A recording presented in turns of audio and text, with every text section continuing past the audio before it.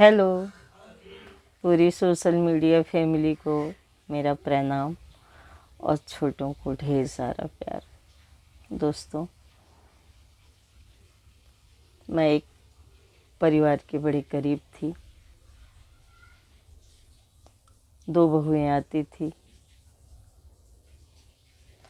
घर परिवार भी अच्छा है, हमारी ही पहचान का है। ऐसे मन किया कि मैं आपके सामने साझा करूं। तीसरी बहू भी आई, लेकिन कहते हैं ना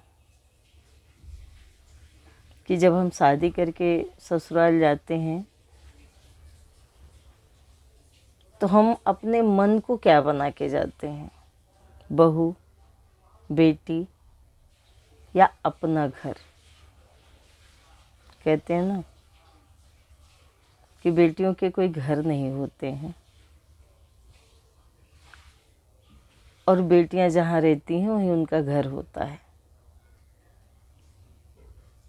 कितना अजीब है ना। ससुराल में कोई गुस्सा होता है तो बोलता है जाओ अपने घर जाओ, और शादी के बाद मायके में अगर बेटियां कुछ दिन रह जाएं तो बोलते हैं अपना घर छोड़ के बैठी है। नारी कितनी इम्पॉर्टेंट है, इसको हम निगेटिव लेते हैं। एक्चुअली ये निगेटिव नहीं है, ये बहुत पॉजिटिव है। लेकिन तकलीफ तब होती है कि जब हम नारियां ही एक दूसरे को नहीं समझती हैं। ठीक है, माँ बेटी को तो समझ लेते हैं, यहाँ तक कि बहन बहन को भी नहीं समझती है।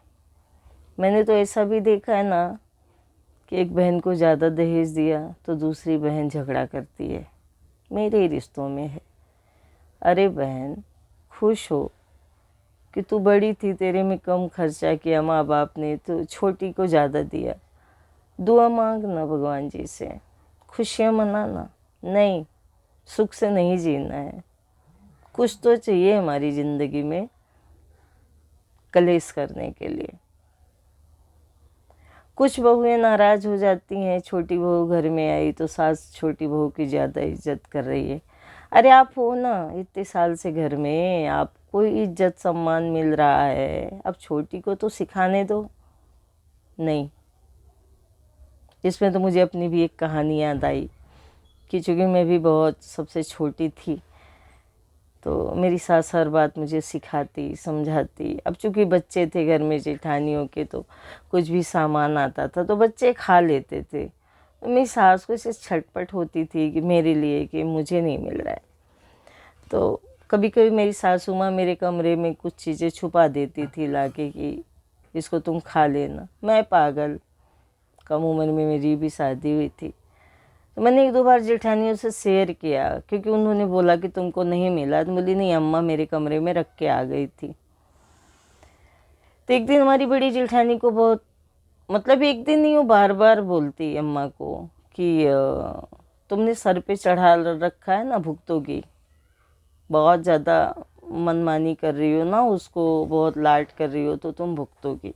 जबकि मेरी अम्मा का ये था कि अभी ये भी बच्ची है। देखो सोच का फर्क है, अभी भी नई नई शादी करके आई है तो इसको भी थोड़ा सा बच्चों के जैसा खाने को दे दो। बातें छोटी ही हैं, लेकिन समझदार के लिए कितनी सुंदर और कितनी बारीक बात है कि मेरी माँ की सोच मेरे लिए बच्चे वाली थी कि मैं बच्ची हूँ, और जेठानी की सोच। तो मुझे पता नहीं, जब मेरी सासू माँ को कोई कुछ भी बोलता है आज भी तो मैं बहुत चिढ़ जाती हूँ। मैं नई नई दुल्हन थी और कई दिन मैंने देखा कि शायद ताने दिए मेरी माँ को, मेरी सासू माँ को, कि तुम सर पे चढ़ा रही हो, भुगतोगी। तो एक दिन मैंने ही अपनी जेठानी के पास ऐसे बैठी थी और फिर उन्होंने ये बात कही। तो मैंने कहा कि मैं घर की, अपने मायके में घी की पोखी यानी पाली पोसी वो मटकी हूँ जिसमें आप कुछ भी डाल दो ना, असर नहीं पड़ता। दीदी, मैंने मायके में बहुत संतुष्टि भरा जीवन जिया है, क्योंकि मेरे माँ बाप ने सबसे पहले हम लोग की वो इच्छाएं पूरी की जो हम अतृप्त ना रहें और ज़िंदगी में जहाँ भी जैसे भी पड़े, क्योंकि जो तृप्त होता है ना वही दूसरों को तृप्त करने की ताकत रखता है। तो ये मेरी माँ बचपन से बोलती थी कि जब आप लोग तृप्त रहोगे ना तभी आप दूसरों को तृप्त कर सकते हो, यानी मजबूत। यानी कि जब मेरा पेट भरा है तो ही मैं सामने वाले को खुशी से खिला सकता हूँ। अगर मैं भूखा हूँ तो उसको खिलाऊंगा तो भी मैं चिढ़ूंगा कि है मेरे को भूख लगी है, कब खाएगा। मतलब अंदर से एक इरिटेटिंग लगता है। तो मैंने अपनी जेठानी को बोला कि मैं वो घी की पोखी गगरी हूँ, मटकी हूँ, जिसमें आप पानी डालो, घी डालो, वो तृप्त है, वो कुछ नहीं लेगी। उसी तरह आप लोग मुझे प्यार दो या अपमान करो, मुझे असर नहीं पड़ता, क्योंकि ये मेरा घर है। मैं सोच के ही आई हूँ कि मेरा घर है। मैंने एक्सेप्ट किया है कि जो कुछ भी मेरे हिस्से में आएगा मैं उसका सामना करूँगी, साथ दूँगी, और परिवार मेरा है तो मैं परिवार के साथ रहूँगी। तब से मेरी जेठानी ने मेरी सासू माँ को ये बोलना बंद कर दिया।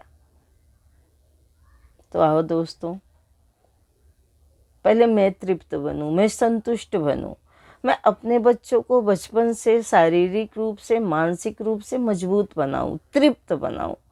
फिर मेरे घर में बहू भी आती है, उसको भी मैं इतना प्यार दूं, सम्मान दूं। मेरे घर में दामाद, ज़्यादा करके दामाद की बात ही नहीं होती है।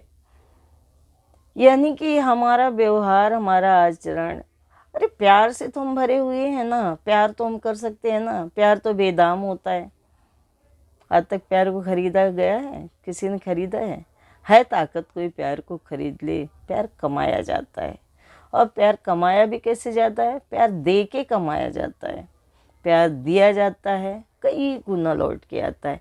इज्जत दी जाती है, कई गुना लौट के आती है। सम्मान दिया जाता है, कई गुना लौट के आता है। ये कमाएं, ये बांटें, हमको सब ब्याज के साथ मिलता है। ये मेरा खुद का पर्सनल अनुभव है। तो आओ, टॉपिक कहाँ से शुरू हुआ, कहाँ ख़त्म हुआ। हमें पॉजिटिव होना है, हमें सबको प्यार देना है, इज्जत देनी है, सम्मान देना है, सबकी गलतियाँ ढकना है और सबके साथ इक्वल रहना है। किसी के गुण अवगुण के साथ हमें नहीं जोड़ना। हमें उसके साथ वो जैसा भी है उसको उस रूप में अपना के जोड़ना है। तब ये जो सोच है हमारी बनती है, तब हम तृप्त होते हैं और तब हम दूसरों के सुख का कारण बनते हैं। Love you, bye bye.